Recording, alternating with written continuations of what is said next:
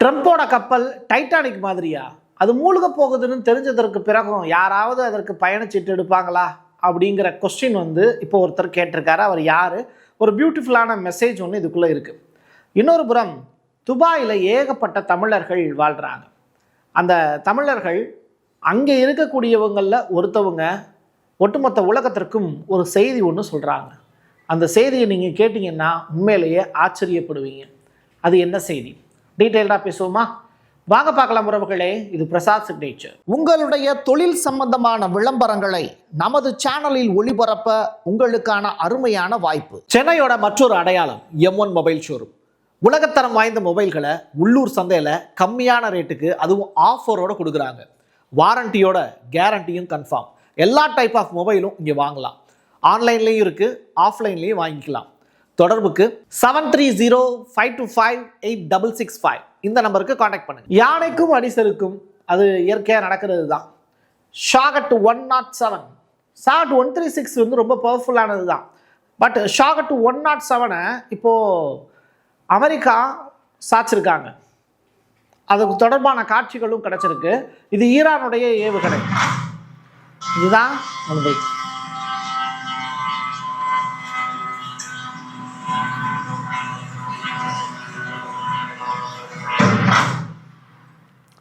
So ஈரானுக்கான அடியும் அந்த இடத்துல விழுந்துக்கிட்டு தான் இருக்குங்கிறதெல்லாம் மாற்று கருத்து இல்லை.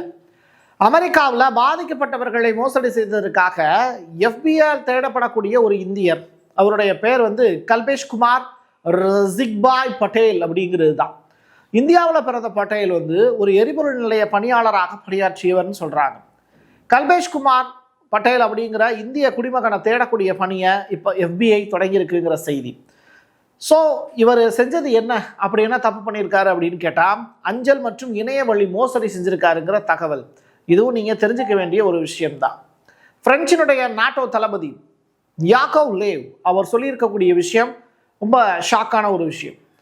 இந்த ஹார்மோஸ் நீரிணை இருக்குல்ல, அதில் ட்ரம்போட இணையிறது அப்படிங்கிறது பனிக்கட்டியின் மீது மோதிய பிறகு டைட்டானிக் கப்பலுக்கு பயணச்சீட்டு வாங்குவது போல. நீங்கள் ஒரு தேட்டருக்கு போகிறீங்க, அந்த தேட்டரில் டிக்கெட் எடுக்கணும்னு நினைக்கிறீங்க. அதுக்கு முன்னாடியே அந்த தேட்டரு முடிஞ்சு பாம் வச்சு தகர்த்துட்டாங்கன்னு வச்சுக்கோங்க. அதுக்கு டிக்கெட் எடுத்து என்ன பிரயோஜனம்? ஒன்றுமே இல்லாத கட்டடத்துக்குள்ளே என்னத்தை போய் படம் பார்க்க போகிறீங்க? அது மாதிரி தான் அவர் கேட்குறாரு.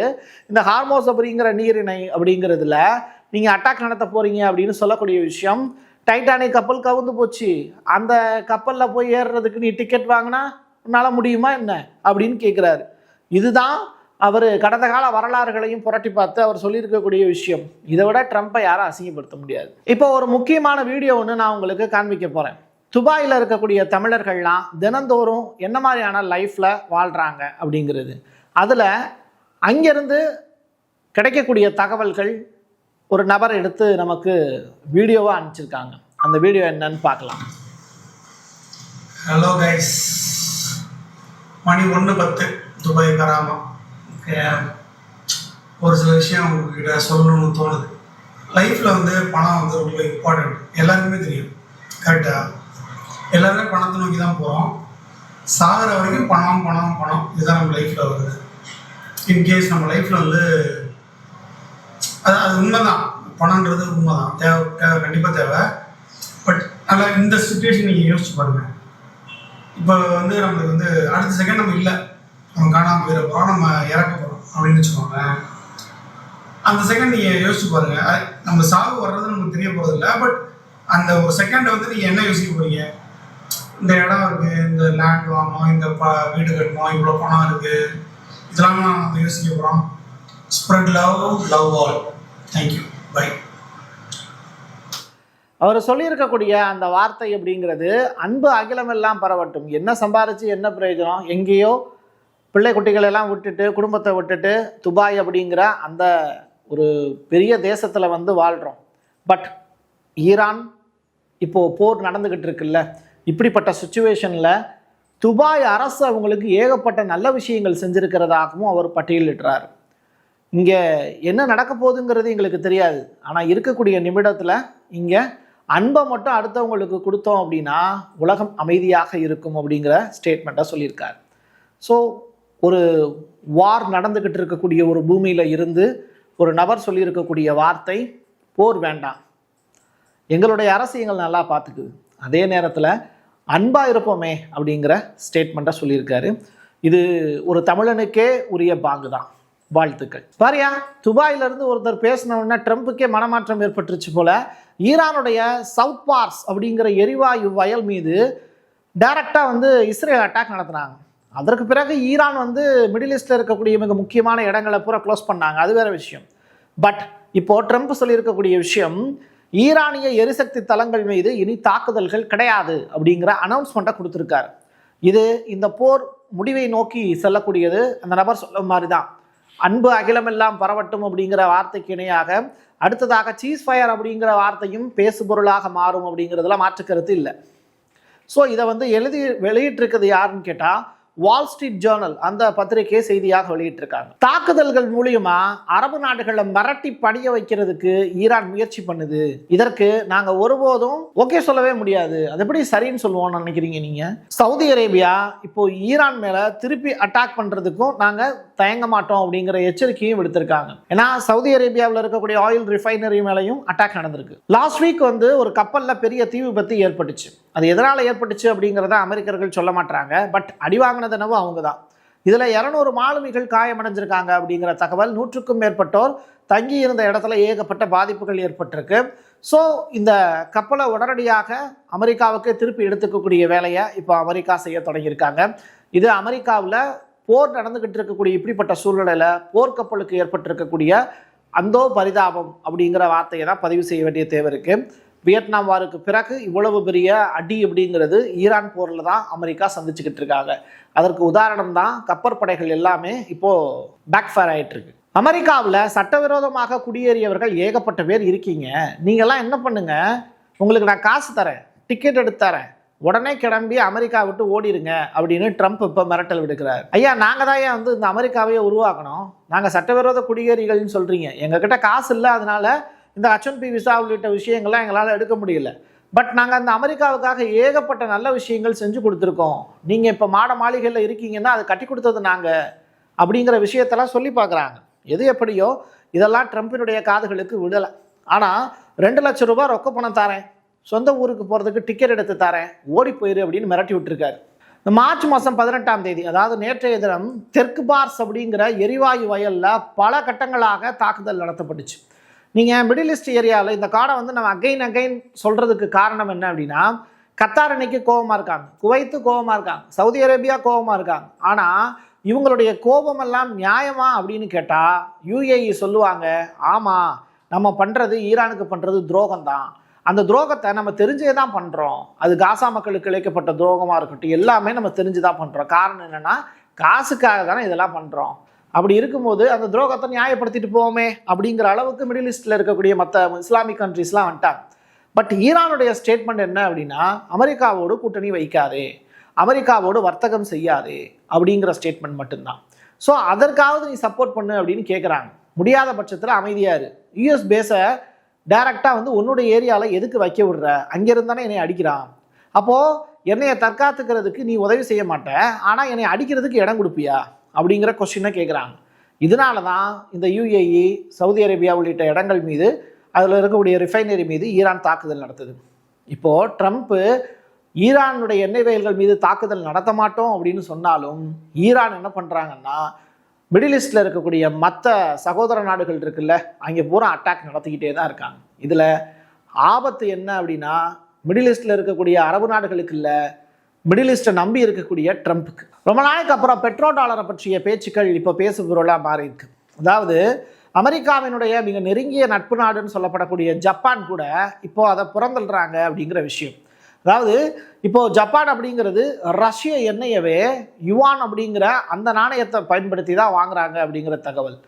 அப்போது இங்கே டாலரை பயன்படுத்தி அவங்க வாங்கலையா அப்படின்னு கேட்டால், அப்படி நீ கேட்ட அப்படின்னா உனக்கு என்ன கிடையாது, உனக்கு என்ன வேணும்னா யுவானில் வாங்கிக்கோ அப்படின்னு சொல்கிறாங்க. இப்போ ஜப்பான் அதுக்கு ஓகே சொல்லி ரஷ்ய எண்ணெயை வாங்க வேற செஞ்சுருக்காங்க. இந்த அடிமை புத்தி ப்ளஸ் வந்து வர்த்தகம் அப்படிங்கிறது தவிர்க்க முடியாதது அப்படிங்கிறத உணர்ந்தாலும் கூட ஜப்பான் இன்னமும் அமெரிக்காவினுடைய அடிமையாக இருக்குது. 2ஆம் உலகப் போரில் வாங்கின அடியை கூட அவங்க மறந்துட்டாங்கங்கிறது தான் யதார்த்தமான உண்மை. ஜப்பான்காரனுக்கு சின்ன மூக்கு அப்படிங்கிறத தாண்டி சின்ன புத்தி உடையவங்களா இருக்காங்களே அப்படிங்கிறதையும் இந்த இடத்துல அவங்களுக்கு மறுபடியும் யார் நினைவுபடுத்துவான்னு தெரியல. ஓங்கி இன்னொரு அடி வாங்கினாங்கன்னா புரிஞ்சுப்பாங்க, அதை ட்ரம்ப்பே செய்வார், அதுக்குண்டான வாய்ப்பு இருக்குது. யாங்குவே அப்படின்னு சொல்லி ஒரு வளைகுடா பிராந்தியத்தினுடைய ஒரே எண்ணெய் கிணறு, அங்கே இருக்கக்கூடிய ரிஃபைனரி ரிசோர்ஸ் எல்லாமே ஒரே செட்டப்லேயே இருக்குது, ஒரே ஏரியாவில். அதன் மீது நடத்தப்பட்டு இருக்கக்கூடிய தாக்குதல் ஈரானுக்கு கிடைத்த பெரிய வெற்றியாக அவங்க கொண்டாடிக்கிட்டு இருக்காங்க. பட் சவுதி அரேபியா இதை நினச்சி ரொம்ப பெரிய அளவில் வருத்தப்படுறாங்க. இதை உருவாக்குறதுக்கு நாங்கள் எவ்வளோ கஷ்டப்பட்டிருக்கோம் அப்படிங்கிற விஷயம். உலகத்தினுடைய 20% எண்ணெய் உற்பத்தியை இந்த இடத்துல இருந்து தான் செஞ்சுக்கிட்டு இருக்காங்க. அதே மாதிரி குவைத்து, கத்தார் இந்த இடங்கள்லையும் அதே மாதிரியான வேலைகள் நடக்குது. ஆயில் கிடச்சிரும், அதை ரிஃபைன் பண்ணுறது யார்?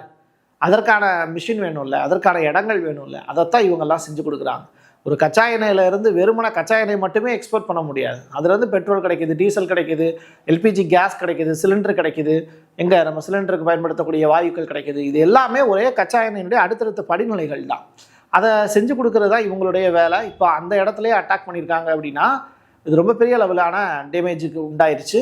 இதனால் இது மீண்டு எழுந்து வருவதற்கு ரொம்ப வருஷம் ஆகும் அப்படின்னு சொல்கிறாங்க. ஈரானுடைய உளவுத்துறை அமைச்சர் இஸ்மாயில் கதீம் அவர் இரவோடு இரவாக தாக்கப்பட்டு மரணத்தை தழுவி இருக்கிறார் அப்படிங்கிற செய்தி வெளியாயிருக்கு. இது தொடர்பாக இஸ்ரேலுடைய பாதுகாப்புத்துறை அமைச்சர் கட்ஸ் அவர்கள் ஒரு ஸ்டேட்மெண்ட்டையும் பதிவு செஞ்சிருக்கார். ஈரானிடமிருந்து எவ்வித உறுதிப்படுத்தலும் இன்ன வரைக்கும் வெளியாகலை. பட் இஸ்ரேல் சைடில் இருந்து ஒரு விஷயத்தை பதிவு செஞ்சுருக்காங்க. தொடர்ச்சியாக ஈரானில் இருக்கக்கூடிய தலைவர்களுடைய மரணம் அப்படிங்கிறது வரிசையாக நடந்துக்கிட்டே இருக்குது. இந்த தலைவர்களுடைய வரிசை அப்படிங்கிறது போய்கிட்டே தான் இருக்கும். பட் அவங்க தொடர்ச்சியாக போராடுவதற்கு களத்தில் ரெடியாகிட்டு இருக்காங்க.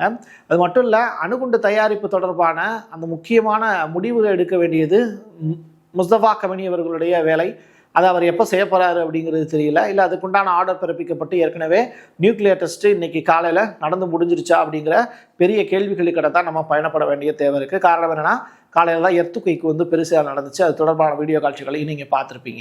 உலகம் முழுவதும் நடக்கக்கூடிய அந்த நிகழ்வுகள் ஒட்டுமொத்தமாக நீங்கள் தெரிஞ்சுக்கணும் அப்படின்னா பிரசாத் சிக்னேச்சரை சப்ஸ்கிரைப் பண்ணிக்கோங்க. தொடர்ச்சியாக நம்ம சேனலை மற்ற உறவினர்களுக்கும் நண்பர்களுக்கும் பகிருங்க. என் கையெழுத்து என் மக்களுக்கான உறவுகளை மீண்டும் ஒரு பதிவில் சந்திக்கலாம். நன்றி, வணக்கம். உங்களுடைய தொழில் சம்பந்தமான விளம்பரங்களை நமது சேனலில் ஒளிபரப்ப உங்களுக்கான அருமையான வாய்ப்பு. சென்னையோட மற்றொரு அடையாளம் M1 மொபைல் ஷோரூம்.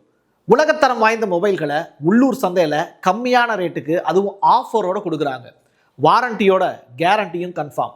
எல்லா டைப் ஆஃப் மொபைலும் இங்கே வாங்கலாம். ஆன்லைன்லேயும் இருக்குது, ஆஃப்லைன்லேயும் வாங்கிக்கலாம்.